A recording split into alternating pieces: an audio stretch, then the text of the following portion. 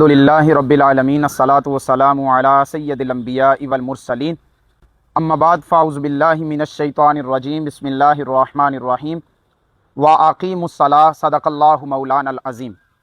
جیسا کہ ہم نے وضو کا طریقہ کار، وضو کے فرائض احسن طریقے سے ہم نے سیکھا ہے کیسے کرنا ہے، اور آقا کریم صلی اللہ علیہ وسلم کے فرمان عالی شان سے اس بات کو ثابت کیا ہے کہ حضور نے ارشاد فرمایا جو بندہ اچھے طریقے سے وضو کرتا ہے اور پھر نماز پڑھتا ہے کل قیامت کے دن اس کے اعضاء چمک رہے ہوں گے۔ آج ہم نے کیونکہ آگے نماز کی طرف بڑھنا ہے تو نماز کی اہمیت کے حوالہ سے اہمیت ہمارے ذہن میں موجود ہوگی، نماز کے مسائل سیکھنے میں ہمیں دلچسپی بھی ہوگی اور اچھے طریقے سے ہم سیکھ بھی سکیں گے۔ فَأَقِیمُوا الصَّلَاةَ، نماز کو قائم کرو۔ نماز کی اتنی زیادہ اہمیت ہے، نماز بندے اور رب کے درمیان ایک تعلق ہے، وہ نماز پڑھنے سے تعلق مضبوط ہو جاتا ہے۔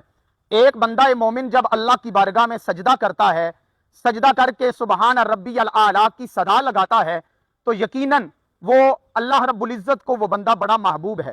بڑی پیاری حدیث پاک، حضور کی بارگاہ میں ایک شخص آتا ہے دیہاتی، اور آ کے عرض کیا یا رسول اللہ صلی اللہ علیہ وسلم مجھے کچھ ایسا عمل بتائیں کہ میں وہ کروں اور میری زندگی بڑی کامیابی سے گزرے۔ حضور نبی رحمت صلی اللہ علیہ وسلم نے ارشاد فرمایا اے دیہاتی، اے آنے والے، سب سے پہلے قال تعبد اللہ، تم اللہ کی عبادت کرو، ولا تشرک بہ شیئا، اس کے ساتھ کسی بندے کو شریک نہ ٹھہراؤ، نماز کو قائم کرو۔